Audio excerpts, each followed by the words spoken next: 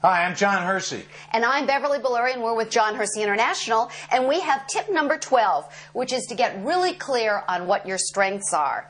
John and I both feel that we spend way too much looking at our weaknesses and not enough time and effort looking at where we're really strong. I wish I had a nickel for every time my parents, my guidance teachers, my teachers, my counselors, coaches tried to get me to focus on my weaknesses. They tried to get me to be better at geometry, is the example I use when we make speeches all the time.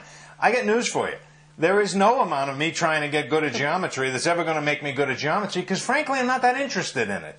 And we've grown up, most of us, every single one of you on this, looking at this video, has grown up sort of focusing on what you're not good at rather than focusing on who you really are. It was interesting. They tried to get me to be good at geometry, but nobody ever suggested I join the drama club or the debate team, which is really where my heart is and really where my assets are. And there's sort of an attitude, a cultural attitude, that we need to be good at everything. Right. There's an expression that sometimes we're so well-rounded we have no point at all.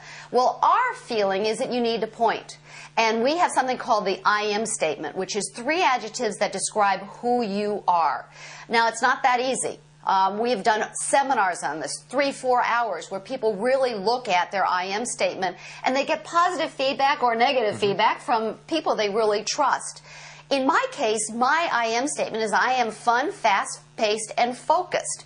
That's what I contribute to an organization or a situation or to our relationship. And I'm supportive, steady, and organized. Now, we just gave you 2 I am statements that took us some time to develop. But we're very clear on who we are. And if you're clear on who you are, then creating your best year ever becomes just that much simpler, because every decision you make is congruent and consistent with who you are. Now, there are times when Bev's going really fast, and I'm steady and organized, I'm trying to keep up. Or when Bev goes too fast, sometimes she needs the steadying influence of good old John Hersey. That's absolutely right. But I also know that when I am out of my I am statements, sometimes I feed the fear. Sometimes I don't thrive. I get negative, and it's hard for me to function. I need a fast pace. Usually when you're out of sorts, you can revisit your I am statement and find out why. Yeah, it's so important. So work on your I am statement. This is tip number 12. This is a crucially important... Be brutally honest with yourself. Please do not create an I am statement that includes adjectives that you wish applied to you. That's right. You're only going to do yourself a disservice. Do an I am statement that's very consistent with who you really are.